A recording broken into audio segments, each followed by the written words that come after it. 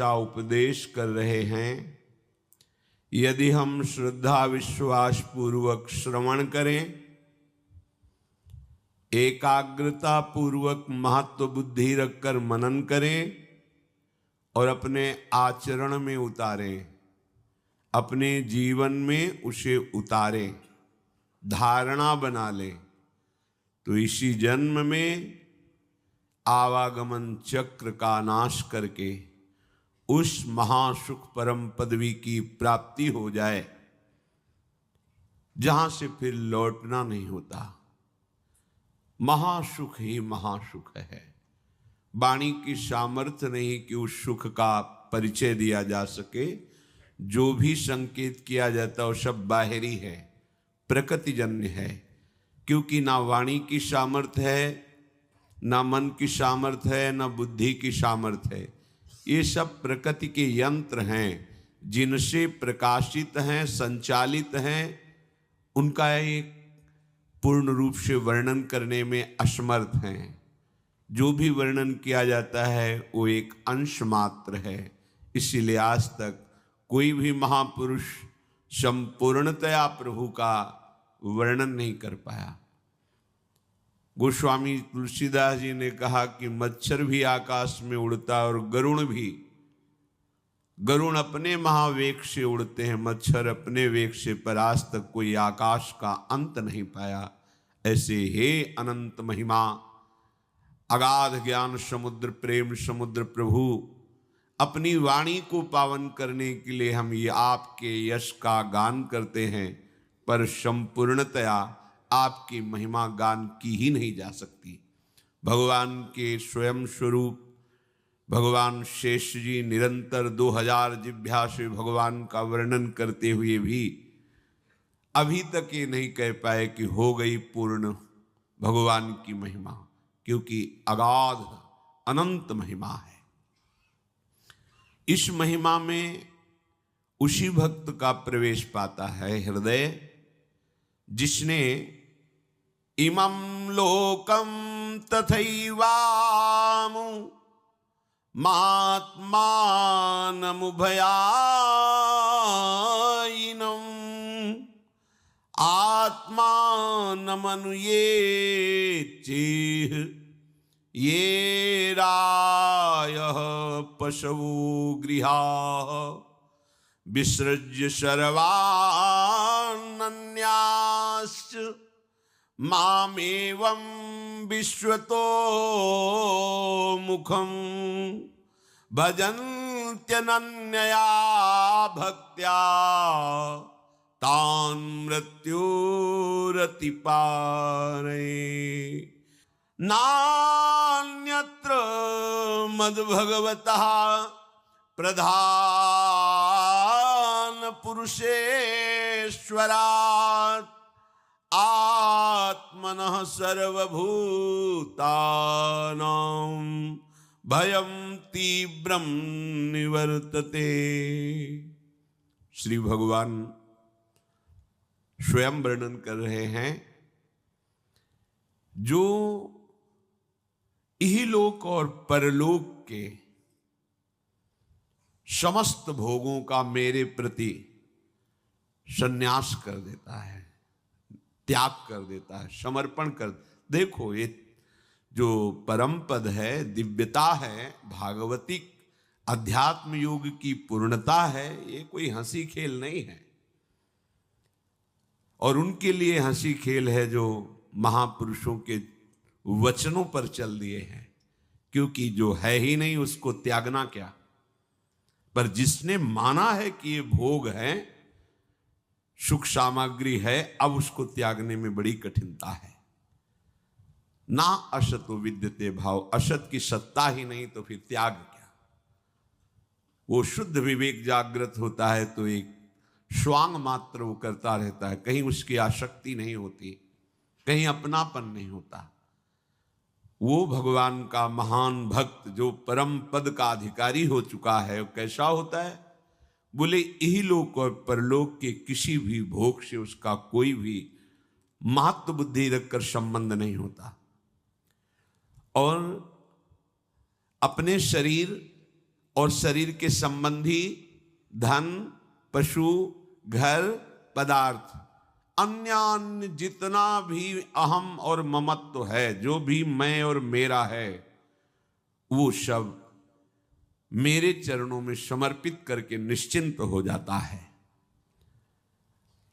वही भक्त निरंतर मेरा भजन करता है और मैं उसे मृत्यु से बचाता हूं, संकटों से बचाता हूं, महासुख में पहुंचाता हूं, क्योंकि मैं ही एक ऐसा हूं। भगवान स्वयं कह रहे हैं, नान्यत्र मद भगवतः प्रधान पुरुषेश्वरात्, मेरे सिवा ऐसा कोई नहीं है कि आवागमन चक्र से तुम्हें बचा ले। स्पष्ट कह रहे, नान्यत्र, दूसरा कोई नहीं, क्योंकि दूसरा कोई है ही नहीं। मद भगवता प्रधान पुरुषेश्वरात्, ईश्वरों का भी ईश्वर मैं हूं। ये भगवान कृपा करके वर्णन करते हैं। मेरे सिवा किसी का भी आश्रय लेने से तुम जन्म मृत्यु चक्र से नहीं बच सकते। उसके लिए इहलोक परलोक, शरीर, शरीर संबंध, शरीर संबंधी भोग, इन सब को भगवान है, भगवान का ही, उनको समर्पित करके तुम निश्चिंत होकर निरंतर भजन करो। तो भगवान कह रहे, भक्त्या तान मृत्यु रति पारये। भक्तों के जीवन में भारी विपत्तियों का सामना करना होता है। क्यों? पापियों को तो ऐसा नहीं देखा जाता जैसा भक्तों को विपत्ति, क्योंकि इनका आखिरी जन्म है, अनंत जन्मों का हिसाब पूरा करना है। इसीलिए लोग डर जाते हैं कि भक्त होते हुए इनको इतना कष्ट, इनकी इतनी विपत्ति, तो मेरे तो आचरण ही ऐसे नहीं, जब इनके भजन का प्रभाव इनको सुखी नहीं कर सकता तो मेरे को क्या सुखी करेगा। तो ये अज्ञान है। भक्त को जो सुख प्राप्त है और प्राप्त होगा, वो त्रिकाल में किसी अन्य साधना वालों को भी प्राप्त नहीं होता। फिर विषयी पुरुषों की तो बात है, तुम उन्हें सुख समझ रहे हो। जो अच्छे से अच्छे पदार्थ खाने के बाद 6 घंटे के बाद मल बन जाता है, चाहे जितना सुंदर पेय हो, मूत्र बन जाता है। और ऐसे थैले में, ऐसे शरीर में राग करना, ऐसे शरीरों में सुख भोग करना, कौन सी बुद्धिमानी है? कौन सा सुख है जो तुम्हें तृप्त कर पाया अब तक? महाभाग्यशाली जन है जो विवेक का आश्रय लेकर इस व्यवहार प्रपंच को करते हुए निरंतर भजन परायण, जिसका जीवन भगवान में समर्पित है, ऐसा चमत्कार प्रकट होता है आंतरिक। ये बाह्य मायाकृत है, वो किसी साधना से नहीं, क्योंकि साधन पक्ष भी देखा, कृपा पक्ष भी देखा। जब किसी भक्त का किसी परिवार में अवतार होता है, अवतरण होता है, जन्म होता है, तो वहां विध्वंस लीला प्रारंभ हो जाती, विनाश लीला। इससे प्रायः संसारिक लोग समझने लगते हैं बड़ा मंगल हुआ। जैसे गोस्वामी जी का प्रादुर्भाव हुआ तो प्रादुर्भाव होते ही मां पधार गए। मतलब इतना प्रबल कृपा वपु भक्त है कि प्रकट होते हुए इस माता को परम पद में, एक दिन के लिए भी हम मृत्यु लोक में नहीं रहना, तुमने मुझे जन्म दिया सीधे परम पद में। संसार क्या देखता है? जन्मते ही मां को खा गया। संसार का स्वरूप अलग है। दासी ने, पिता तो नफरत ही करने लगे थे गोस्वामी जी के। जब दासी ने धाय मां ने पाला, वो भी पधार गई। अब तो लोग तुलसीदास जी को देखना पसंद नहीं करते थे कि इतना भागी है कि जो इसे थोड़ा भी प्यार करे उसके यहां अमंगल हो जाता है। ज्यादा दिन सेवा नहीं करनी पड़ी, परम पद पहुंचा दिया धाय मां को भी। ऐसे ही जो इहलोक परलोक के सारे भोगों का प्रभु में समर्पण कर देते हैं, तो उनके ऊपर ऐसी विशुद्ध कृपा होती कि बिना साधन के पूरे का पूरा परिवार परम पद का अधिकारी हो जाता है। एक महाभागवत अनन्य भक्त श्री चंद्रहास जी महाराज, उनके पावन चरित्र का अपने लोग श्रवण करते हैं। इससे भक्ति बहुत घनीभूत होती है। भगवान व्यास देव जी ने इस महान पावन चरित्र की रचना करके फलस्तुति में लिखा है, जो चंद्रहास जी के चरित्र का श्रवण और मनन करेगा, उसके हृदय में हरि चरणों में अमोघ प्रीति हो जाएगी, अनन्य भक्ति हो जाएगी। चंद्रहास जी केरलाधिपति पूर्वमासीद राजा सुधार्मिकः राज्यं चकार मेधावी विधिवत् पालयन् महीम् तस्य पुत्रो भवन मूल नक्षत्रे बहुभाग्यवान। केरल देश में एक परम मेधावी सुधार्मिक नाम के राजा राज्य करते थे। धर्म पूर्वक चलना, प्रजा का पालन करना और भगवान नाम जप करना, शास्त्र विधि से बिल्कुल कभी प्रतिकूल एक भी आचरण जीवन में नहीं किया। तो उनके यहां महाभागवत चंद्रहास जी का प्रादुर्भाव होता है। भगवान के भक्तों का जिस कुल में प्रादुर्भाव होता है, वो कुल, वो ग्राम, वो नगर, वो देश परम पूजनीय हो जाता है। महाप्रभु चैतन्य देव जब ईश्वरपुरी जी के गांव से गुजरे, पता चला यह ईश्वरपुरी जी का गांव है, उनके शरणागत मंत्रदाता गुरु ईश्वरपुरी जी, तो उस गांव की परिक्रमा करके रज में लौट रहे थे और कहते जा रहे थे कि इस गांव का कुत्ता भी हमारे लिए भगवान के समान पूजनीय, क्योंकि मेरे गुरुदेव का प्रादुर्भाव इस नगर में हुआ और वहां के लोगों की चरण रज लेकर के माथे पे धारण करते। नाम प्रसंग कहे तु उपदेश, जहां या धर्म धन्य सो देश, धन्य सो कुल जेहि जन्म भयो, धन्य सो तात धन्य सो माए।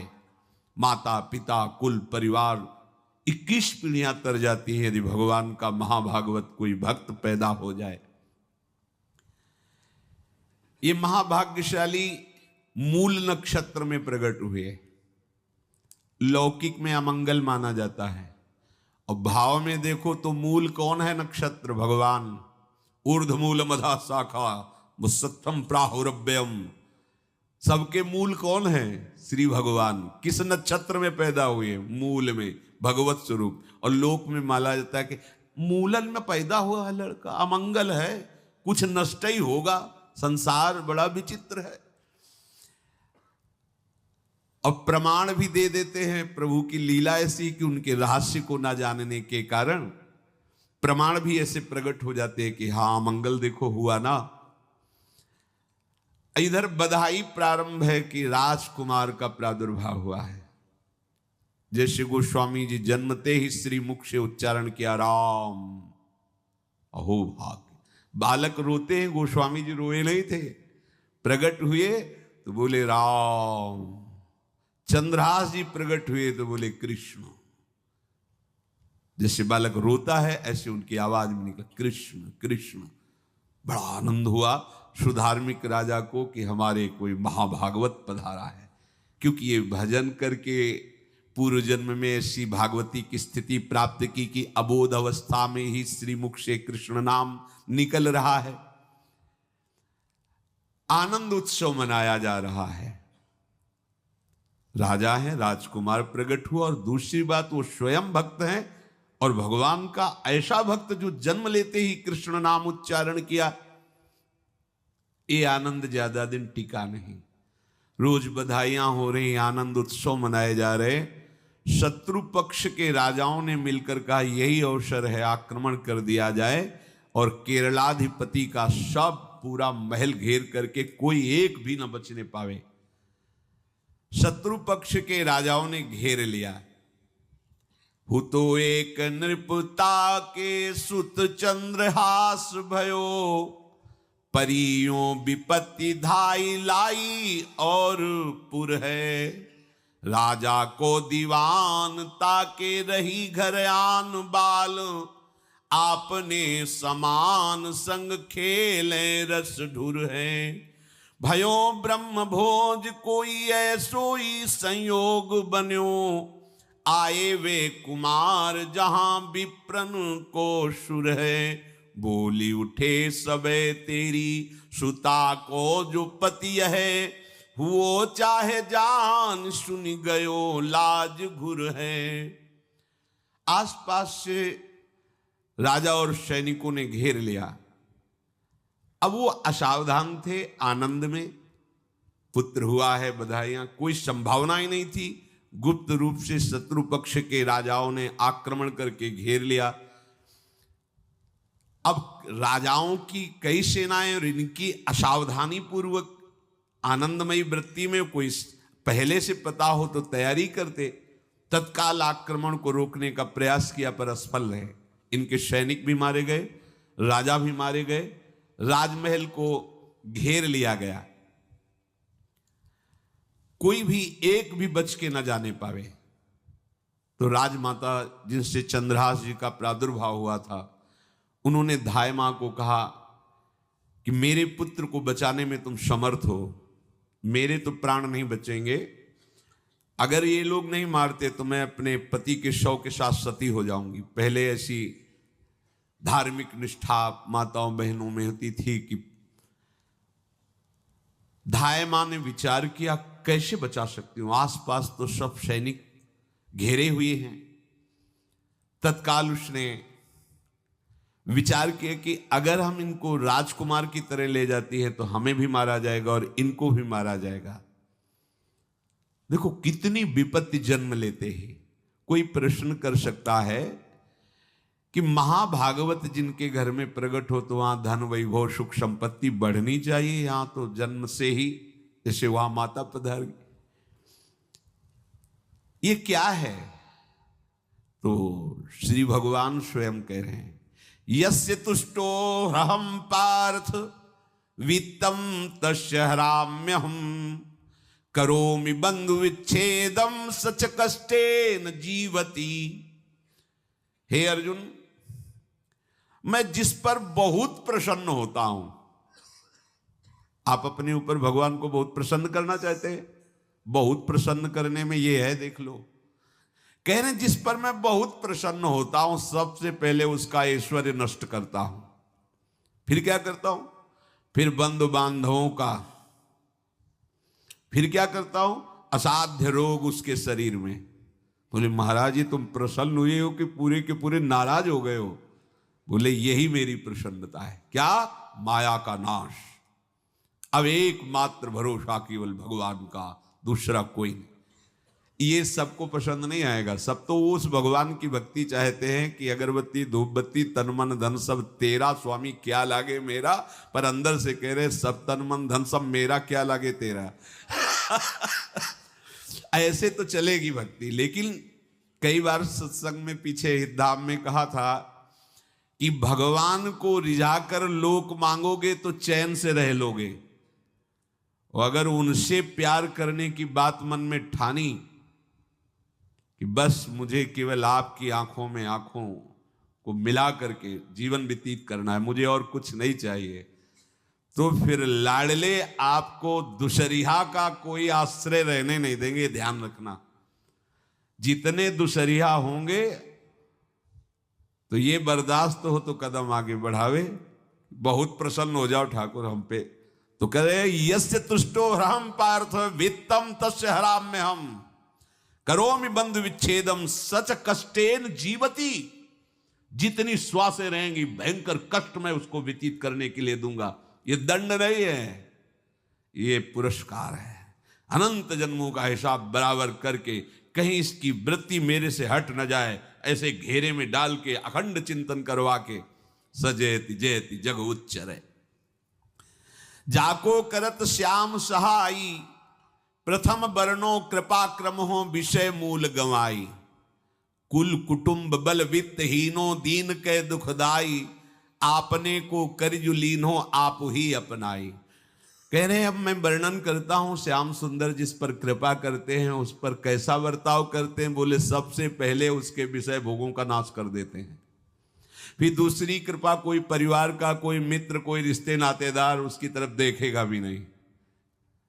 फिर ऐसा दुख प्रदान करते हैं कि केवल एक भरोसा रह जाता है, एक भरोसा, एक बल, एक आस विश्वास, बस नाथ आपके सिवा अब हमारा कोई नहीं। बस वहीं से जो चमत्कार प्रकट होता है, त्रिभुवन में कोई उसकी समानता नहीं कर सकता जिस पर ठाकुर की कृपा है। पर इस कृपा को हजम करने के लिए इसीलिए संत संग किया जाता है कि पहले से वो तैयार कर देते हैं। जैसे आर्मी की ट्रेनिंग होती है ना, ट्रेनिंग के बाद भी बॉर्डर में लगाया जाता है, ऐसे ही संतजन ये ट्रेनिंग देते हैं। अब जो टिके तो टिके, नहीं तो घर बैठे जाके। और अगर टिक गया तो गुरु मेहरबान, तो चेला पहलवान, भगवान भी परास्त नहीं कर सकते। उसमें ऐसी सामर्थ्य आ जाती है कि हर प्रभु के द्वारा दिए गए विधान को हंस करके स्वीकार कर लेता है। और ऐसा नहीं कि उसको कष्ट होता है। ये लोक भाषा में भगवान कह रहे हैं सच कष्टेन जीविता, नहीं तो जिस चिदानंद में वो सुख भोगता है वो ब्रह्मा को भी नहीं प्राप्त है, जो भक्त को प्राप्त होता है। भक्त का वैभव दिव्य होता है, चिदानंद में होता है। ये तो पापियों के पास भी वैभव है, रुपया पैसा कुटुंब परिवार। भगवान के दास के पास जो वैभव होता है वो अचिंत्य है, तुम चिंतन भी नहीं कर सकते, ऐसा वैभव होता है। धाय माने सेविका का रूप तत्काल लिया, जिससे पोछा झाड़ू लगाने वाले, और कुछ दोने पत्तल डाले, उनके नीचे चंद्रहास जी को डाला, ऊपर से करके इसे माथे पे रख के निकली। सैनिकों ने पूछा इसमें क्या है, तो उनका राजघराने के दोने पत्ते जूठे दिखा। ऐसे नीचे किया तो देखा सब ऊपर जूठन पड़ा। हाँ चल निकल, जल्दी भाग यहां से, निकल। बस वो भागी, बचा ले गई। ऐसा ही चित्तौड़ के महाराणा संग्राम सिंह जब वीरगति को प्राप्त हुए तो विक्रम सिंह को गद्दी पर बैठाला गया, पर वो अयोग्य साबित हुए। तो राजपूत सरदारों ने, अभी 6 वर्ष के ही उदय सिंह थे, उनको राज सिंहासन पर बैठाल करके अपने हाथ में शासन लिया। सिंहासन के अधिकारी उदय सिंह 6 वर्ष के थे।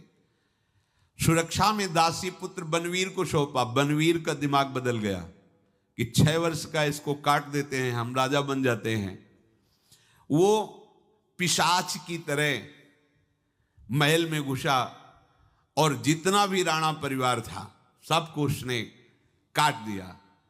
और उदय सिंह को काटने के लिए जब आगे बढ़ा तब धायमा ने विचार किया कि मेरा कर्तव्य क्या है। तो उसका पुत्र ठीक 6 वर्ष का उदय सिंह जैसा ही था। तत्काल उदय सिंह को दूसरी जगह लिटाकर अपने पुत्र को लिटाया और एक झाड़ू पोछा करने वाली को उदय सिंह को दिया कि तुम गंगा के किनारे मिलना, नदी के किनारे, मैं वहां जाऊंगी। तो बनवीर आया और कहा उदय सिंह कहाँ है, तो अपने पुत्र की तरफ अंगुली कर। कैसा धर्म रक्षा में ये बलवान सेवक जन होते थे। धाय मां है, अपने पुत्र को अपने आंखों से, अपने इशारे से कटवा रही, लेकिन राजपुत्र की रक्षा की। तुरंत बनवीर ने देखा नहीं और काट दिया। और उदय सिंह को, तो जब उदय सिंह तैयार हुए थे तो राजमाता की तरह सम्मान करते थे। धाय मां का सिंहासन से उतरकर पैरों में सर रखते थे कि तेरी कृपा से बचे। ऐसे ही चंद्रहास जी को उस दासी ने, जो धाय मां ने बचा लिया, वो कुंतलपुर पहुंची और वहां के जो मंत्री दृष्ट बुद्धि थे उनसे प्रार्थना की कि मैं सेवा कला में बड़ी प्रवीण हूं और ये मेरा पुत्र है, अगर आपकी कृपा हो जाए तो कुछ समय के लिए हम आपकी सेवा में, महल सेवा में रहेंगी और हमारे पुत्र का पालन पोषण हो जाएगा। उनकी परीक्षा ली गई तो राजघराने की सेविका थी, परम प्रवीण थी, पर उन्होंने ये परिचय नहीं बताया। विधि विधान से राज्य की सेवा में प्रवीण दासी पाकर उसको अच्छा लगा, ठीक है आप रह सकती है। अभी चंद्रहास जी 3 वर्ष के ही थे कि धायमा पधार गई और ये हर समय कृष्ण कृष्ण कृष्ण कृष्ण कृष्ण नाम इनके चलता रहता था। शोभर्कस्त्रयाब्दिको गौरो लक्षणैरभिलक्षितः ततः सपंचत्व मगमत्र धात्री बालम विनाशति। अब जो उनका दुलार करने वाली थी धायमा, वो भी पधार गई तो कौन उनकी तरफ देखे। पर बहुत ही गौर वर्ण, बड़े ही सुंदर। अब वो गलियों में भटकने, निकाल दिया महल से जब धायमा मर गई, क्योंकि धायमा की सेवा कारण उनको रखा गया था। 3 वर्ष के बालक गलियों में, तो कोई भी माँ देखती उनको तो कोई उनको वस्त्र पहना देती, कोई भोजन करा देती। ऐसे ही भगवान के भक्तों की बड़ी विचित्र लीला होती है। गोस्वामी जी को कोई दरवाजे पे खड़ा नहीं होने देता था, तुलसीदास जी को। अगर वो किसी भूख से प्रेरित होकर बाल रूप ही थे किसी के दरवाजे, अरे बड़ा भागा, इसको हटा दो, जन्मते माँ मर गई, धाय माँ भी मर गई, कोई भी अगर इसे एक रोटी देगा तो विपत्ति आ जाएगी। तो साक्षात भवानी अन्नपूर्णा अम्बा एकांत में गोस्वामी जी को भोजन पवाती थी आकर के, दुलार करके। ऐसे ही यहां चंद्रहास जी को जो भी माता बहन देखती कुंतलपुर के गलियों में, तो कोई वस्त्र, कोई स्नान करवा देती, कोई काजल लगाती, कोई भोजन पवा देती। परमहंसों जैसा जीवन कट रहा है। कृष्ण कृष्ण कृष्ण कृष्ण। 14 भुवनों में जिनकी अव्याहत गति है, जो सबको देखते रहते हैं, श्री देवर्षि नारद जी। ये कृष्ण कृष्ण बोलता है बालक, और इसका हरि के सिवा कोई नहीं। तो एक दिन एकांत में बैठे हुए थे बालक चंद्रहास जी, नारद जी पधारे हैं, भाई जी से मिले हैं। स्वप्न में कितने महापुरुष मिलते हैं जो भजन ठीक से करते हैं, ये बड़े बड़े महापुरुष आकर के उपदेश करते हैं। ये त्रिकाल सत्य हैं, कोई ऐसा नहीं है कि ये कहानी हैं, अभी हैं।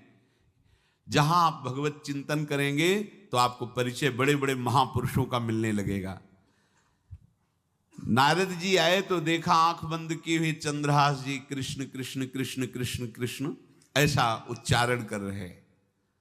त्रिकालज्ञ सर्वज्ञ नारद जी ने देखा कि ओहो, इतना छोटा बालक और कृष्ण कृष्ण बोल रहा है। नारद जी ने स्पर्श किया दुलार करते हुए, सुनो आंख खोलो। आंख खोल के देखा श्री देवर्षि नारद जी। नारद जी ने कहा, देखो हम तुमको एक अमोघ वस्तु देते हैं, और एक छोटी सी शालिग्राम की, इतनी बड़ी शिवग्रह शालिग्राम का जो वो दिया। बोले धो के पी लेना और दिखा के पा लेना, यही तुम्हारी सेवा पद्धति है। अर्थात स्नान करा दिया और जो तुम्हें मिले इनको अर्पित। तो उन्होंने विचार किया कि धोने के लिए, स्नान कराने के लिए पात्र चाहिए, भोग लगाने के लिए पात्र चाहिए। तो जैसे कोई पान की बीड़ी नहीं, तो ऐसे कपोल में शालिग्राम को रखे रहते, कोई पात्र ही नहीं, कोई सिंहासन ही नहीं, यही धुल गए। चरणामृत अंदर जा रहा, जब पाएंगे तो यही पा लेंगे, साइड में ऐसे करके फिर निकाल के धो। यहां कपोल में रखते छोटे से शालिग्राम चंद्रहास जी, और उपदेश किया भगवान के मंत्र का। जब कोई भगवत प्राप्ति के लिए चलता है तो भगवान ही गुरु रूप से प्राप्त होते हैं, वहां तक तुम्हें पहुंचा देते हैं या उन महापुरुष को आपसे मिला देते हैं। जब कोई भगवत प्राप्ति के लिए जहां चलता है तो ये भगवान अपनी तरफ से कृपा करते हैं। ये दृष्ट बुद्धि के जो महल में धाय माँ ने इनका आश्रय स्वीकार करवाया था, उसके एक पुत्र थे मदन जी, वो बड़े भागवत थे। और एक पुत्री थी जिसका नाम था विषया, वो बड़ी सुंदर थी, अभी छोटी अवस्था की थी। मदन जी का स्वभाव था भक्तों को भोजन पवाना। जो भगवत भाव के जन होते हैं उनके हृदय में ऐसा उत्साह होता रहता है कि जो वैष्णव हैं, संत जन हैं, इनको भोजन पवाने का मतलब श्री भगवान को भोजन पवाना। भक्तमाल में भी वर्णन है कि जैसे गर्भवती माँ को आप कुछ भी पवाओ तो बालक की पुष्टता अपने आप होती है, ऐसे संतों के हृदय में भगवान विराजमान प्रगट रूप से हैं। जब हम संतों को भगवत भाव से भोग पवाते हैं तो साक्षात भगवान ही पाते हैं। और मदन थे भगवत भाव के, तो उन्होंने बुलाया बड़े बड़े भक्तों को और ब्राह्मणों को। जब ब्राह्मण और भक्त पा रहे थे तो खेलते खेलते चंद्रहास जी भी वहीं चले गए और उन्होंने भी वहां प्रसाद पाया। अब बड़े बड़े ब्राह्मणों में एक ज्योतिषाचार्य थे। दृष्ट बुद्धि जी ने हाथ जोड़कर प्रणाम किया और अपने परिवार को प्रणाम करवाया और कहा, यह हमारी पुत्री है। दृष्ट बुद्धि जी ने कहा, आप इसका हाथ देकर बताइए, इसको वर कैसा मिलेगा, कैसा ऐश्वर्य होगा। दृष्ट बुद्धि मतलब दुष्ट बुद्धि, ऐसा ही था वो। पर बड़ा विचित्र खेल है। इसकी बुद्धि एकदम विपरीत। और पुत्र महाभागवत भगवान का खेल है, वो भक्ति विरुद्ध और पुत्र भागवत। उन्होंने कहा वर, ऐसे दृष्टि डाली चंद्रहास जी वहीं पार, वो है इसका वर। वो इसे धाय का एक दासी का लड़का हमारी पुत्री का वर बने। बोले शायद आपने ध्यानपूर्वक रेखा नहीं देखी, वो हम देख लिए हैं, यही है तुम्हारी पुत्री का वर। तो पर्यो सोच भारी कहा करो यो विचारी, अहो सुता जो हमारी ताको पति ऐसो चाहिए। डारो या ही मार या को यह है विचारी, तब बोली नीच जन कहो मारो ही दाहिए। लेके गए दूर देखी बाल छवि पूर, हम योनि पर धूर दुख ऐसो अवगाहिए। बोले अकुलाए तो ही मारेंगे सहाय कौन, मांगो एक बात जब कहो तब बाहिए। दृष्ट बुद्धि ने विचार किया कि एक भिखमंगा हमारी राजकुमारी पुत्री का दूल्हा बनेगा।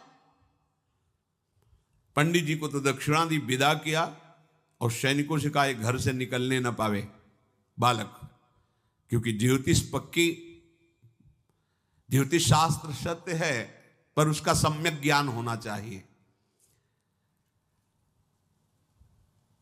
भला मुझ सम्राट के मंत्री की पुत्री, वो महामंत्री हैं दृष्ट बुद्धि, और ये एक भिखमंगा कैसे हो सकता है? बड़ा हृदय में जलन हुआ, ये तो बड़ी अपकीर्ति और दुर्भाग्य का विषय होगा, इसी को मरवा डालते हैं, काम खत्म हो जाएगा। निश्चय किया और जल्लादों को बुलाया और कहा बालक जो पंगत में भोग पा रहा है इसको ले जाओ और जंगल में मार के, और इसका कोई अंग हमें काट के दिखाओ कि हम मार, मतलब पक्का मार देना है। क्योंकि वो इतने सुंदर थे, इतने सुशील थे, इतने प्यारे लगते थे कि कोई भी मारने के लिए तैयार। इसीलिए उसने शर्त रखी इनका अंग काट करके हमको प्रमाण में दिखाया जाए कि मार दिए गए हैं। ततो देवास भगवान चांडालास्तान मुमुहत मोहितास्त्वन्त्यजा वाक्य मब्रुवन कीदृशः शिशु। चांडालों ने हाथ पकड़ा चंद्रहास जी को, ले गए। चंद्रहास जी का स्पर्श करते हुए उनको ऐसा दुलार होने लगा हृदय में जैसे मां को अपने बच्चे से दुलार होता है। स्पर्श करते, दरस परस अघनाश, भक्त का स्पर्श ही पापों का नाश कर देता है। वो दो जल्लाद आपस में कहने लगे भाई जीवन हो गया लोगों को मारते हुए, कभी कोई पुण्य का काम नहीं किया। ये देखो भक्त संग का प्रभाव। इस सुकुमार विशाल नेत्र, कैसा सुंदर बालक जो हमारे चित्त को चुरा रहा है, इस दुष्ट बुद्धि मंत्री ने आदेश किया मारने का। भला इससे क्या बिगाड़ा इनका, क्यों मारना चाहता है? देखो वैसे तो मां पापी है ही है, क्योंकि जल्लाद घर में जन्मे हैं, पूर्व जन्म के पापों के अनुसार इस जन्म में न जाने कितनों को हमने काटा है। पर पता नहीं क्या हो रहा है, मेरे हृदय में ऐसी हिम्मत नहीं आ रही कि इस बालक को मैं मार सकूं। दूसरे ने कहा फिर अगर उसको तुम नहीं मारोगे तो तुम मारे जाओगे, कुछ तो करना पड़ेगा। नहीं नहीं, इस छोटे से बालक से क्या किसी को नुकसान। एकांत जंगल में ले गए और कहा तुम जानते हो हम तुम्हें किस लिए लाए हैं? चंद्रहास जी बालक थे, 5 वर्ष की आयु अब हो गई थी। तो उनका मुझे पता नहीं कि आप क्यों लाए हैं। बोले हम जल्लाद हैं, तुम्हें मारने का हुक्म दृष्ट बुद्धि ने दिया है, मारना तो पड़ेगा ही तुम्हें। हमारी इच्छा नहीं कि मारें, पर हम तुम्हें अंतिम बात पूछते, तुम्हें कुछ भी पसंद हो, कुछ भी, तो तुम कहो हम तुम्हारे लिए ला के देंगे, जो तुम्हें चाहिए बोलो, पर हमें वध करना पड़ेगा तुम्हारा। तो उनका मुझे कुछ और नहीं चाहिए, बस थोड़ा सा समय चाहिए। यदि आप मारना ही चाहते हो तो थोड़ा हमारी पूजा है हम कर ले, इसके बाद मार लीजिए। आपको तो बल है, अस्त्र हैं, मैं तो बालक हूं। उनका हाँ, हम तुम्हें समय देते, तुम किसी को पुकार भी सकते हो, जो तुम करना चाहो कर सकते हो। चंद्रहास जी का मुझे मृत्यु का भय नहीं, बस कुछ समय दे दे। पूरा महाभारत हो गया था, टिटिहरी के अंडे नहीं फूटे थे। वहीं एक टिटिहरी का, तो टिटिहरी एक पक्षी होती है ना, टे टे करके उड़ती है, तो उसके अंडों के ऊपर एक हाथी का घंटा हो गया, गिर गया ऐसे, सब पूरा महाभारत में सब नष्ट भ्रष्ट। वो अंडे वैसे सुरक्षित। तो जो प्रभु भारत युद्ध में राखे भरही अंड, सोई मुंह को राखे जो राखत ब्रह्मांड।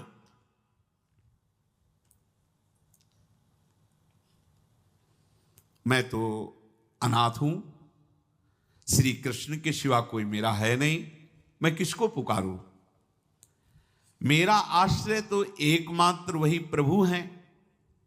और निकाला शालिग्राम, यही सिंहासन है शालिग्राम का। भगवान के भक्तों की अपार महिमा है। मान लीनो बोल वे कपोल मध्य गोल, एक गंड की कुशुत कार सेवा नी कीनी है। क्या सेवा? वहां कोई पंचपात्र गंगा जल सब थोड़ी है, लेकर बस आंसुओं से अभिषिक्त कर रहे हैं। प्रभु मुझे तो कोई ज्ञान नहीं कि आपकी सेवा कैसे की जाती, मैं तो अपने मुख में ही आपको रखता हूं।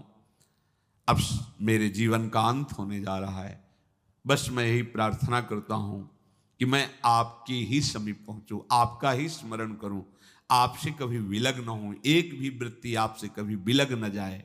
भयो तदाकार यो निहार सुख भार भरी, नैनन की कोर ही सो आज्ञा बध दीनी है।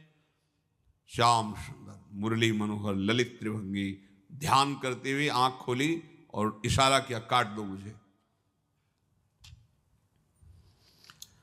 जल्लादों ने जब देखा आंसू चल रहे हैं ऐसा, वो बैठ गए अस्त्र रख के, कहने लगे भाई तुम मुझे मार दो, भले भले वो दृष्ट बुद्धि मुझे, मैं इस बालक को नहीं मार पाऊंगा, मेरी हिम्मत नहीं। अब कुछ भी हो, मेरा वध हो जाए, पर मैं इस बालक को, गिरे मुरझाई दया आई कछु भाए भरे, ढरे प्रभु और मति आनंद शोभिनी है। हुती छठी आंगुरी सो काट लई दूषण हो, भूषण ही भयो जाई कहीं सांच चीनी है। जब नेत्र का इशारा हुआ कि वध कर दो, तो जो बधिक मारने के लिए आए हत्यारे थे वो आनंद से एकदम प्रफुल्लित हुए और कहा मैं नहीं मार पाऊंगा तुम्हें। तो एक ने कहा देखो एक उपाय मुझे दिखाई दे रहा है, इस बालक में विशेषता तो है ही, पर इसके पैरों में देखो, बाएं पैर में एक छठी अंगुली भी है, किसी किसी को होती है। गांव में तो कहते छंगू या छंगा, जिससे होता है ना गांव में, और ये छंगा मतलब 6 अंगुली के। बोले इसको अगर काट लेते हैं तो प्रमाण भी सत्य, जिसकी कसम खवाएगा मैं खा लूंगा कि ये चंद्रहास जी के, और मैं मार दिया। और कौन इस बालक को ढूंढेगा, जंगल में छोड़ देते हैं, अपनी तो सामर्थ्य नहीं। बधिकों ने, जल्लादों ने ऐसा ही किया और जाकर अंगुली दिखा दी, मैं बालक का वध करके आ गया हूं। उनको यह कि लाखों बार इन्होंने वध किया तो संशय का कोई रिश्तेदार थोड़ी है, वो तो बालक है, उसको मारने में क्या, हाँ ठीक है मार दिया गया। अब वो जो चले गए तो अंगुली जो कटी थी उससे रक्त प्रवाह हो रहा है। कृष्ण कृष्ण जगन्नाथ वासुदेव जनार्दन, हे कृष्ण हे जगन्नाथ हे वासुदेव हे जनार्दन, ऐसे नाम उच्चारण करते हुए मूर्छित हो रहे हैं चंद्रहास जी। वो छोड़ करके जल्लाद चले गए। चंद्रहास जी भगवान का स्मरण कर रहे हैं, तो जितने जंगल के मृग हैं वो सब मंडलाकार घेर के ऐसे। एक हुमा नाम का पंछी होता है, अगर उसके पंखे की छाया पड़ जाए तो चक्रवर्ती सम्राट का वैभव प्राप्त होता है। और वो भीड़ की भीड़ पक्षी आकर चंद्रहास जी के ऊपर ऐसे घेरे हुए हैं, आसपास मृग मृगी मृग शावक सब घेरे हुए हैं, बीच में चंद्रहास जी कृष्ण गोविंद दामोदर माधव ऐसे उच्चारण कर रहे हैं। जो भगवान के चिंतन में मगन रहना अपना स्वभाव बना लेता है, तो देखो ऐसे हत्यारों के हृदय में भी दया गई, क्योंकि दया समुद्र भगवान का स्मरण जो करते हैं उनमें ऐसी महामहिम दिव्यता आ जाती है। कोई भी कितना भी निर्दयी हो, अंदर से वो भले जल रहा है द्वेष के कारण, पर कहीं ना कहीं ये द्वेष आंतरिक राग का सूचक हो। वो भी भक्त को प्यार करता है, पर भक्ति ना होने के कारण वही उसका राग द्वेष में बदल जाता है। कोई भी हो, अंदर से जब भक्त के प्रति जलन पैदा करता है तो उसमें मूल होता है भक्त की महिमा, भक्त का महत्व, पर उसे ना प्राप्त, जैसे कहते हैं कि वो अंगूर खट्टे हैं और हट नहीं प्राप्त कर पाए तो अंगूर खट्टे हैं, बकाया महत्व सब के अंदर होता है। दुष्ट से भी दुष्ट के अंदर भगवान के भक्तों का महत्व होता है, क्योंकि सबके हृदय में भगवान विराजमान है। अब चंद्रहास जी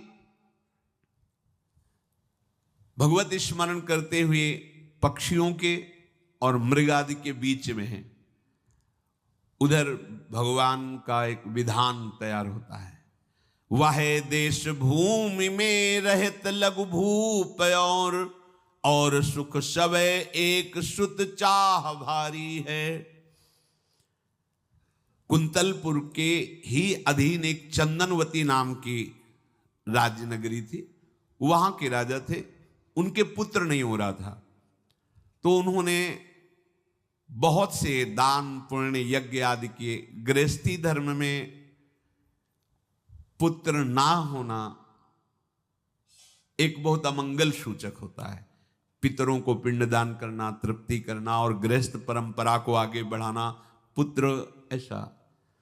और जिसके गृहस्थ धर्म में होते हुए पुत्र नहीं होता, उसे शास्त्रों में लिखा पुत्र नाम के नरक की भी प्राप्ति होती है, ऐसे। पर अगर वही गृहस्थ जिसके पुत्र नहीं हुआ और बाल कृष्ण को अपना पुत्र मानकर उनकी सेवा करे तो परम पदवी को प्राप्त हो जाए। संतान नहीं हुई तो दोनों विरक्त होकर वृंदावन वास करो, भजन करो, श्री जी को प्राप्त हो जाओ। पर अगर गृहस्थ में है तो पुत्र की कामना बड़े बड़ों को देखी गई, क्योंकि ऐसा सिद्धांत है।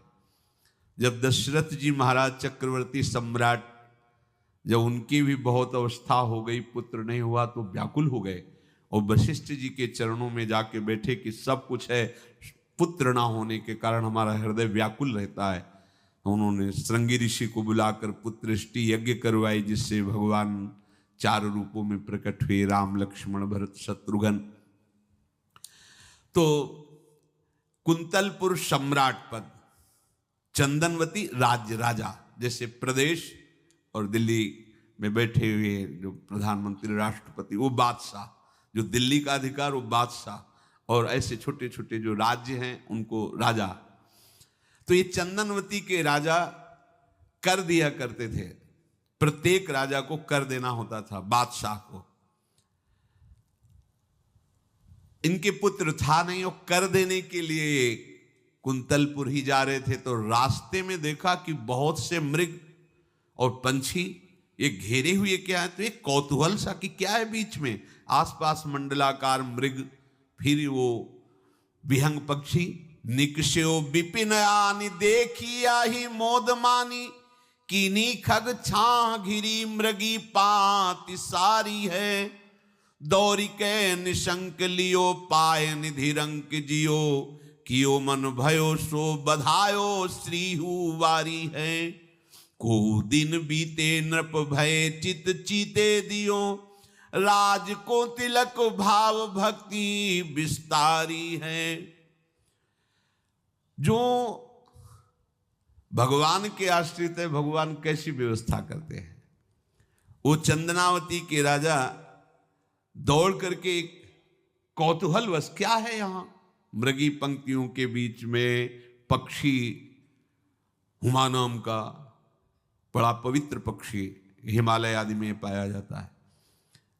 जिसके ऊपर इसकी छाया पड़ जाए वो ऐश्वर्यवान हो जाए। देखा बालक दिव्य तेजों में, और मूर्छावस्था में नजदीक गए तो अंगुली पूरी कटी हुई थी, तो रक्त प्रवाह, गोद में उठाया और आनंदित हो गए। हमारी पुत्रेष्टि यज्ञ सफल हुई, हमारा दान पुण्य सफल हुआ।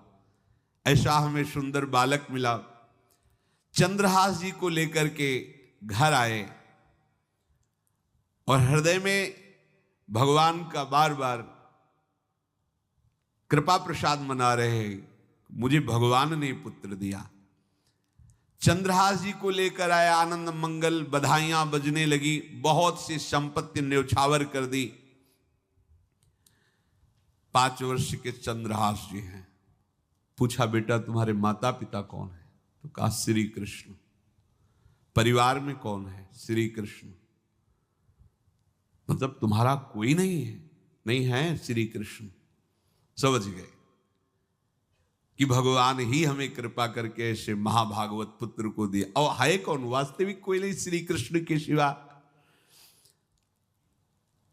बड़ा उत्सव मनाया और अपने राज सिंहासन का अग्रिम अधिकारी युवराज पद चंद्रहास जी को।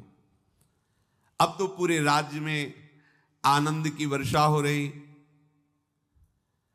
राजा मन में विचार कर रहे हैं कि ऐसा प्रतापी भक्त हमारे यहां आया है, अब हमको किसी को कर देने की जरूरत नहीं। तो जो हर महीने वर्ष में जो बंधा हुआ कर था उन्होंने नहीं दिया। 1 बार 2 बार 3 बार जब कर नहीं पहुंचा तो सम्राट ने आदेश किया मंत्री को कि चंदनावती से कर आना बंद हो गया है। क्या बात है? यदि वो अहंकार से युक्त हो तो आक्रमण करके नष्ट करो, यदि समस्या है तो उसका सहयोग करो।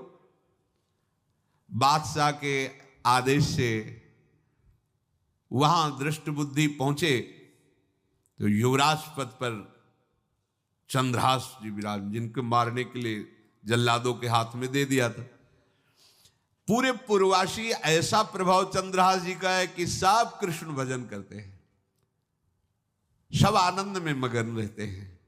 चंद्रहास जी थोड़ा सयाने हो गए थे तो पूर्ववासियों को उपदेश देते, एक बार हमारे राज्य में भोजन पाया जाएगा 24 घंटे में, और सबके घरों से आरती की शंखनाद घंटानाद सुनाई देना चाहिए।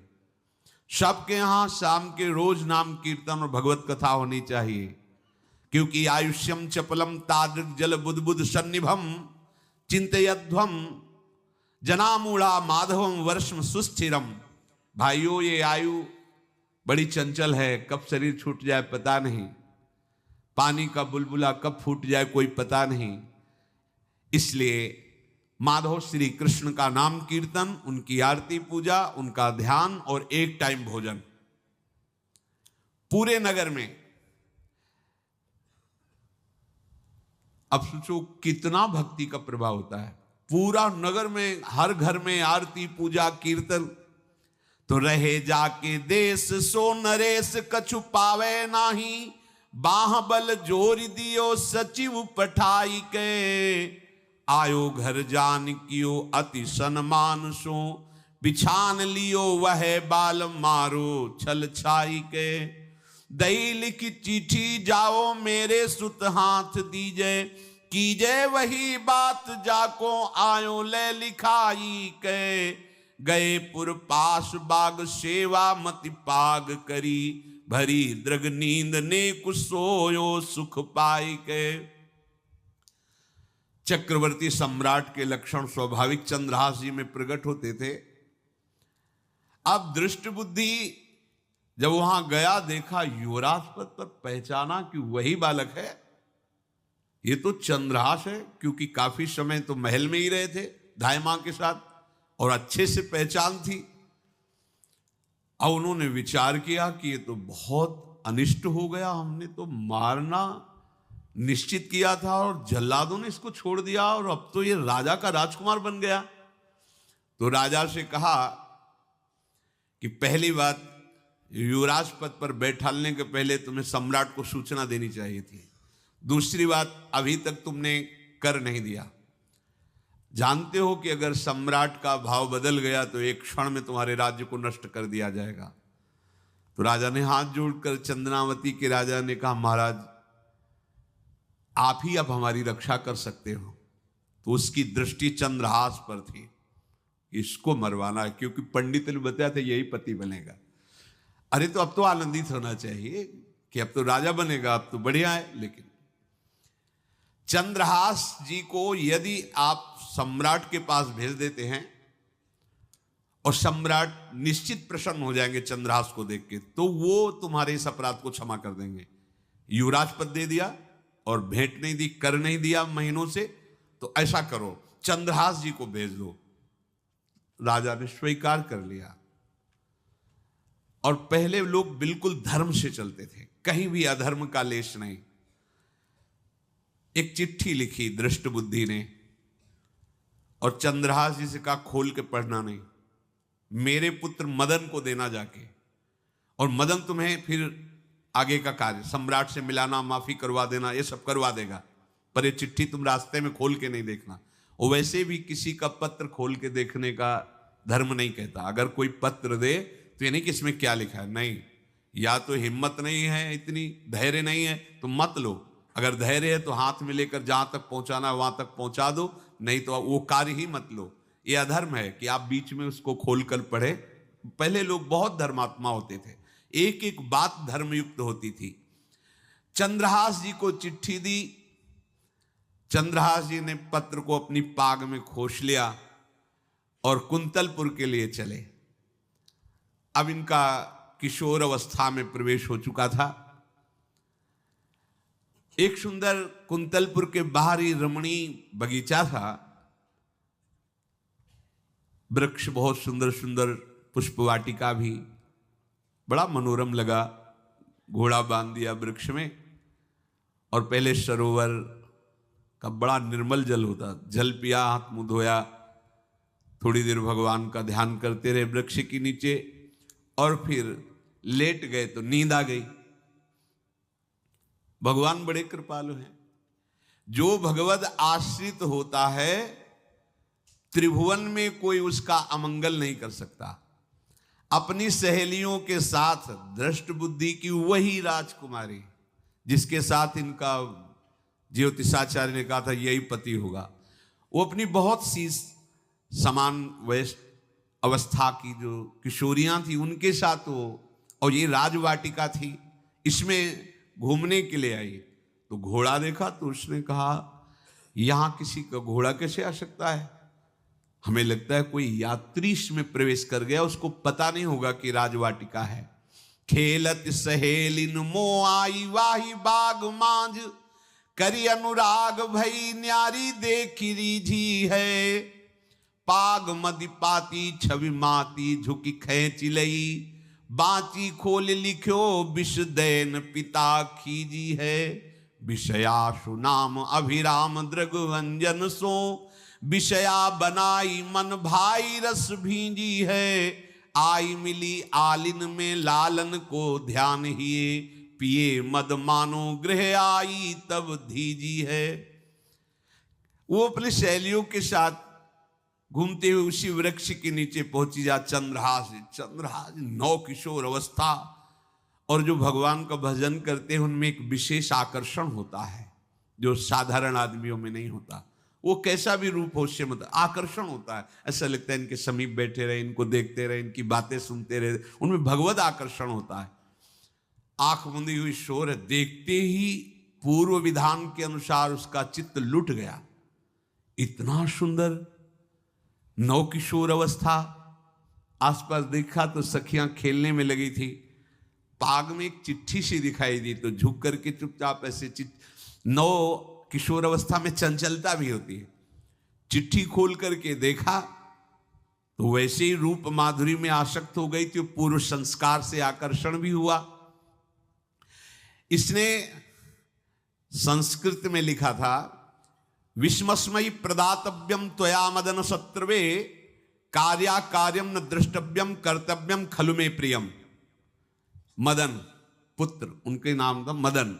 अय मदन, बिना कुछ विचार किए इसको विष दे देना जाते ही।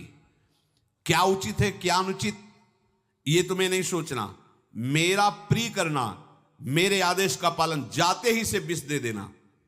पत्र उसने देखा पिताजी की बुद्धि खराब हो गई, ऐसे सुंदर नव किशोर को विष देने की बात लिख दी। अब उसे बड़ा दुख हुआ कि पहली ही दृष्टि में, अभी तो इन्होंने आंख खोल के हमें देखा ही नहीं, और इनको इस सोई हुई मुद्रा में देख करके मेरे प्राण समर्पित हो गए, मेरा चित्त समर्पित हो गया।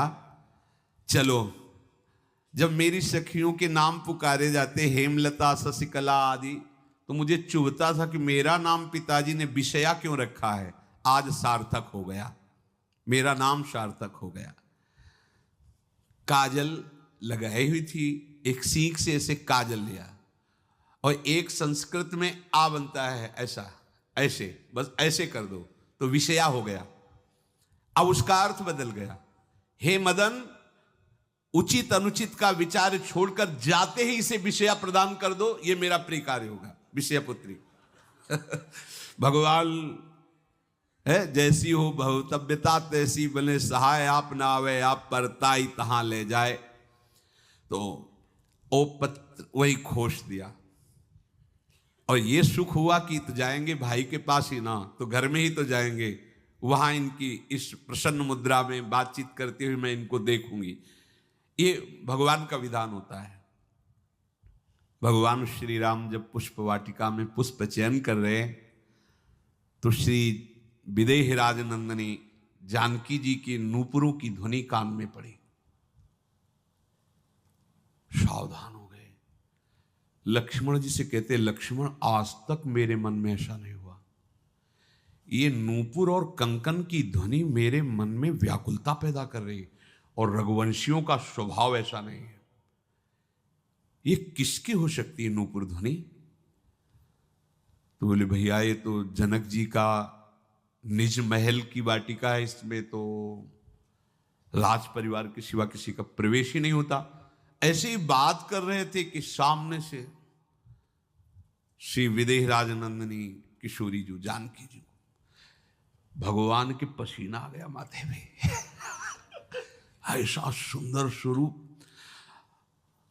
और लक्ष्मण जी से कहते, लक्ष्मण, मुझे अपने मन पे विश्वास, मर्यादा पुरुषोत्तम भगवान, मुझे अपने मन पे विश्वास है कि कभी भी इसमें हलचल नहीं, पर आज कुछ हम संभाल नहीं पा रहे।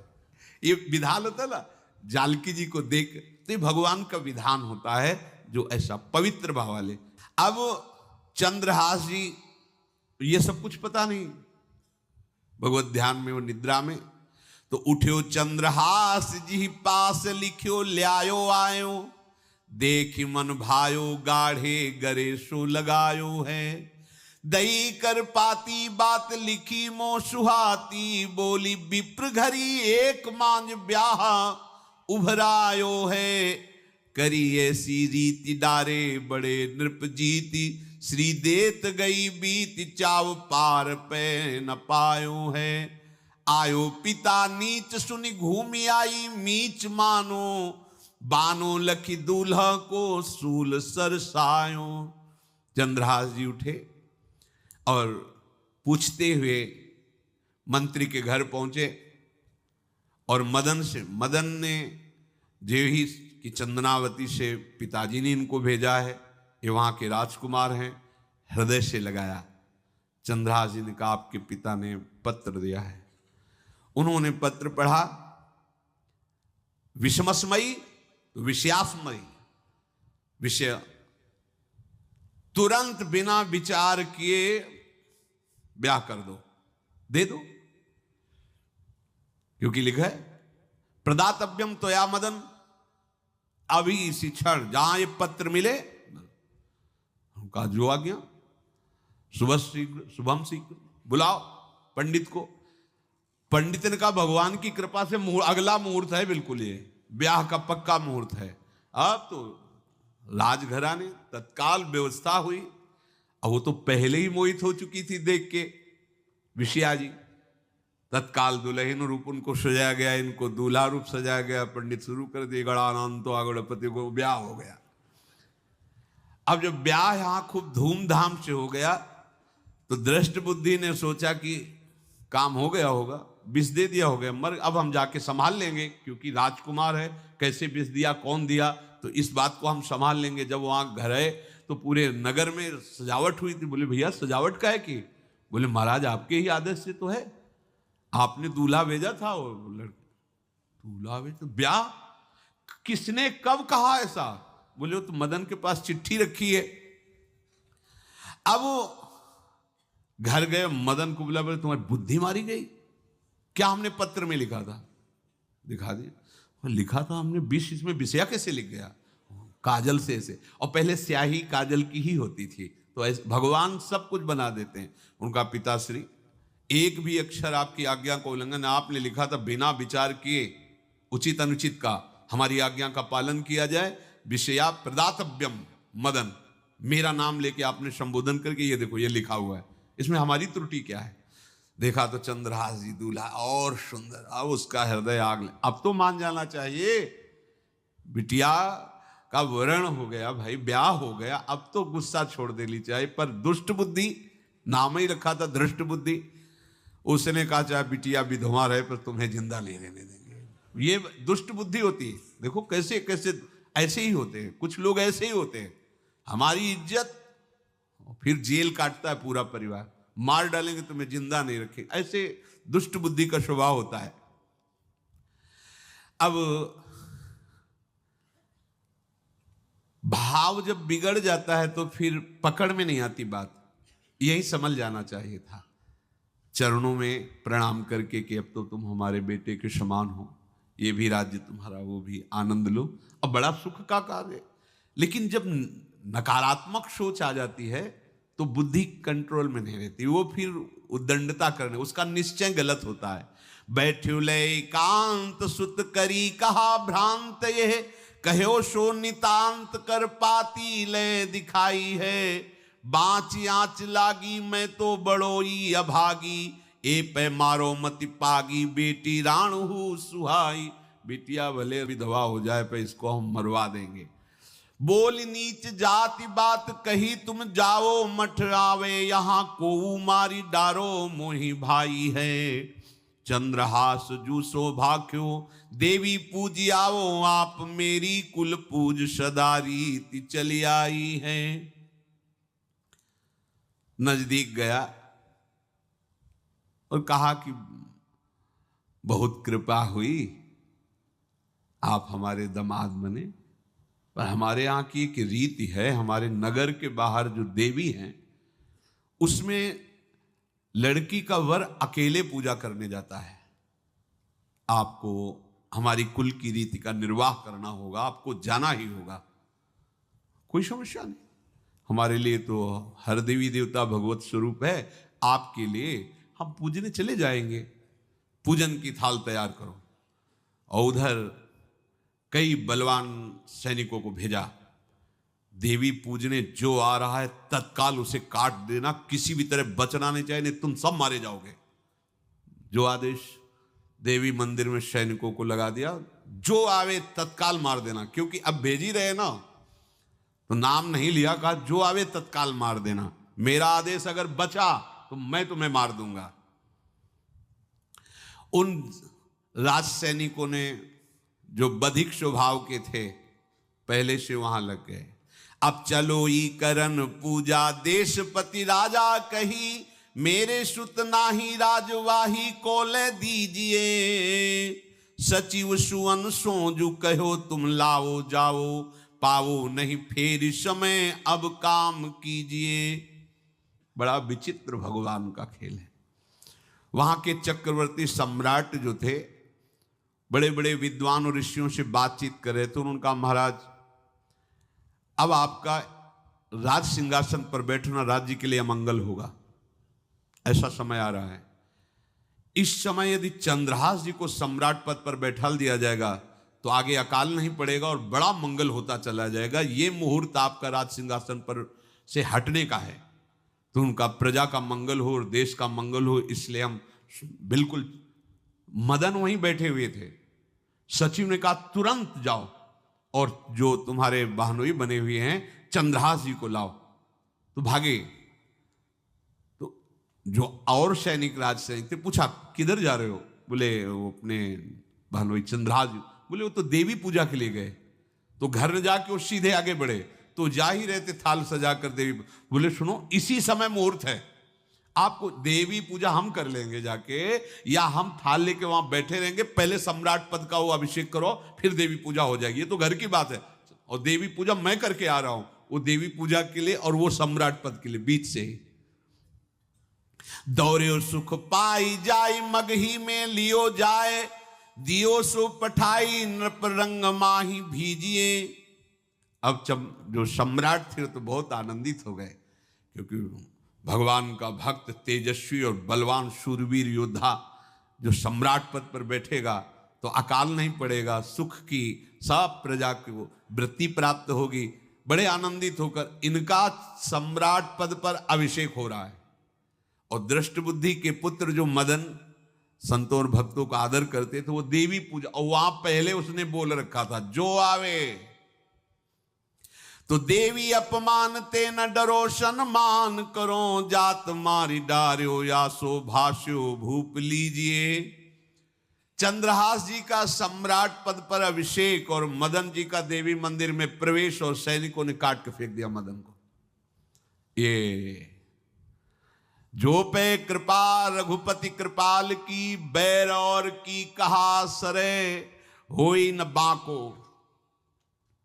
बार भगत को जो कोई कोटि उपाय करे, गोस्वामी तुलसीदास जी लिख रहे, भगवान का कृपा पात्र जो भक्त है, किसकी ताकत है कि उससे बैर कर सके।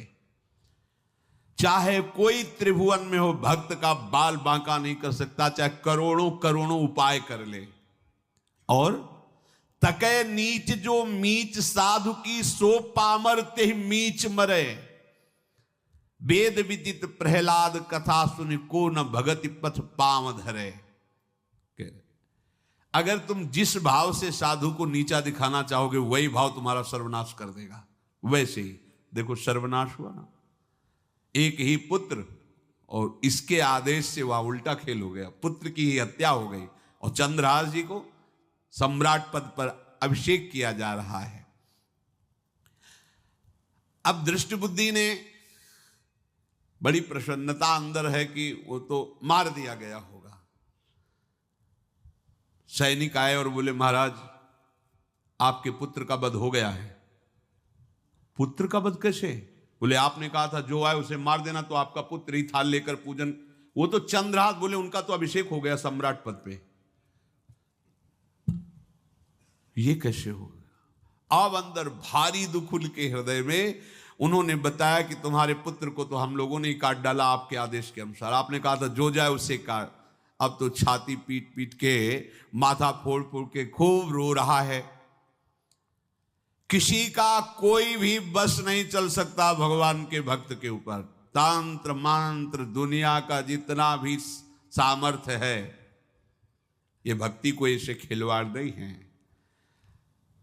भगवान के भक्त को छोटा गरीब असहाय देख करके कभी अपमान मत कर देना। दुखिया को न सताइए, क्योंकि दुखिया देगा रोए, और जब दुखिया के मुखिया सुने तब तेरी गति का होए। ऐसा मत समझना है भिखारी हैं, बेकार हैं, ऐसा है क्या है हमारे पास सब कुछ है। कुछ नहीं, एक तमाचा में काल के सब मिट्टी में मिल जाओगे। ये जो भ्रकुटी के इशारे से काल को भी ना चाहता है, उनके ये दास हैं। देखो ना क्या वो सम्राट पद पे अभिषिक्त हो रहा है, उसके कुल परंपरा चलाने वाला पुत्र ही काट दिया गया। अब वो बार बार मैं कितना भागी, हाय मैं कितना भागी, अपने पुत्र को ही मरवा दिया, ये हाहाकार करके रो रहा है। चंद्रहास जी ने जब सुना तो उन्होंने कहा अरे मृत्यु तो मेरी निश्चित थी, फिर मदन भैया को वो मेरी मृत्यु प्राप्त हुई। नहीं नहीं, ऐसा नहीं हो सकता, मैं अभी जाता हूं। वहां गए, देखिए सब कटे, अंगों को रखा, भगवान का ध्यान करते स्मरण करते से हाथ फेरा, उठ के बैठ गए। अब ये घटना तो उनको पता नहीं थी, दृष्ट बुद्धि को उन्होंने खोपड़ी फोड़ करके अपनी हत्या कर ली। उनको जिला के आए तो फिर उनको जिलाया और कहा पिताजी अब कृष्ण कृष्ण जपो। अब उनकी बुद्धि शुद्ध हुई और भगवान का आश्रय लेकर के वो अपने जीवन को भगवत भक्ति में बनाए। तो जो भगवान का भक्त है उससे द्रोह करने वाले को भी परम मंगल ही देते हैं भक्त। पर भक्ति में अनन्यता की आवश्यकता है। प्रारंभ इह लोक परलोक के सारे सुखों को भगवान के चरणों में समर्पित करके किसी व्यक्ति वस्तु स्थान का आश्रय नहीं होना चाहिए। कैसे जानोगे कि आपके हृदय में किसी व्यक्ति वस्तु स्थान का आश्रय है या प्रभु का? क्योंकि जो इस तरह से निकल पड़े उनकी तो बात अलग है, लेकिन जो घर में रह रहे हैं, राज परिवार में रह रहे हैं या सुख भोग में रह रहे हैं, वो कैसे जानेंगे कि हमारा आश्रय भगवान का है कि नहीं? जब आपको कोई विपत्ति पड़े तो उसी समय देखो आपका मन किधर गया। किसी फोन नंबर पर, किसी व्यक्ति के संबंध के लिए या किसी बल पर गया तो आश्रय भगवान का भी नहीं है। यदि सीधे भगवान पर गया, सीधे कहीं नहीं गया, सीधे भगवान पर, आश्रय भगवान। कोई सुख सम्मान हर्षोल्लास की बात आई तो अपने गुण पर गया, अपनी महिमा पर गया या भगवान की कृपा पर गया? अगर सीधे भगवान की कृपा पर गया कि ये तो हमारे प्रियाजू की कृपा से है, मुझ अधम के ऐसे भाग्य कहां, ये तो मेरी लाडली जू की कृपा।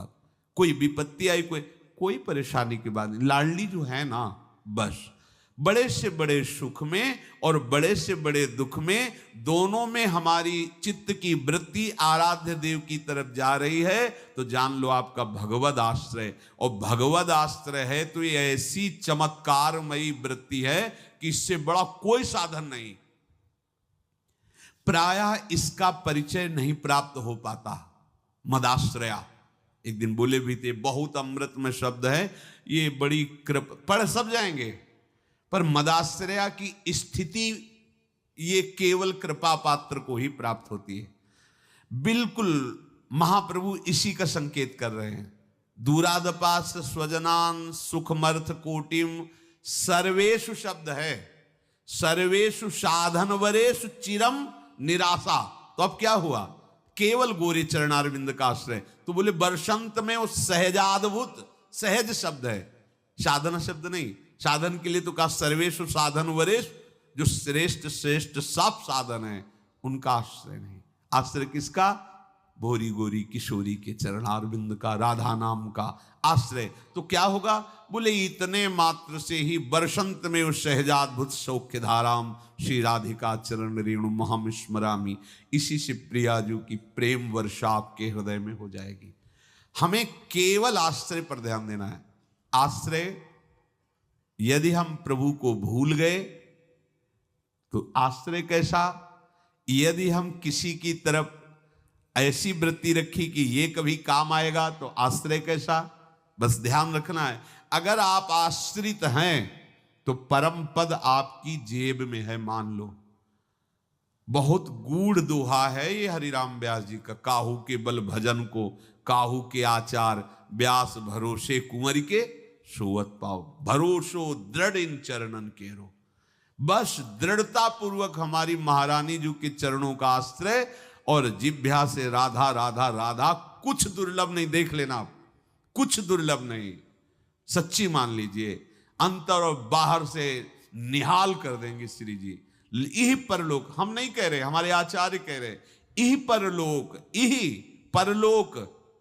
भक्ति सुख पावत नहीं कह रहे, सकल सुख पावत शब्द को पकड़िए। तुम यही तो चाहते हो ना कि सारे सुख मुझे मिले। तो हरिवंश महाप्रभु हित सजनी जो प्रिया की निज अंग सेवी हैं, वो कह रही कि कसम से कह रहे, हमारी बात मान लो।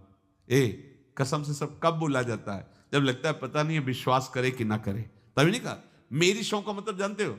यही कसम से कह रहे हैं, अगर हमारी बात मान लो ना, यही परलोक सकल सुख पावत मेरी शौ। भैया कृष्ण गुण संचु, श्री प्रियालाल के नाम का जब, प्रियालाल का आश्रय परम सुख प्रदान करने वाला है। चाहे जैसी विपत्ति आवे, चाहे जितना विरोध हो, चाहे जैसा दुख हो, घबराना नहीं।